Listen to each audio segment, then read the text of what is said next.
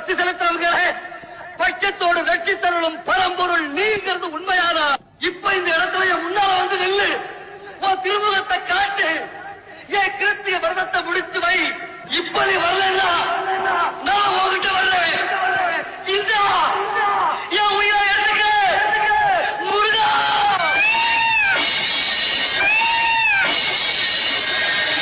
முருகா, இப்ப சொல்றேன், உள்ளன்போடு உன் மேல பக்தி செலுத்தவங்களே, பட்சத்தோடு வெற்றி தருளும் பரம்பொருள் நீங்கிறது உண்மையானா இப்ப இந்த இடத்துல என் முன்னால இப்ப சொல்றேன், உள்ளன்போடு உன் மேல பக்தி செலுத்தவங்களே, விரதத்தை முடித்து வை. இப்ப நீ வரலன்னா நான்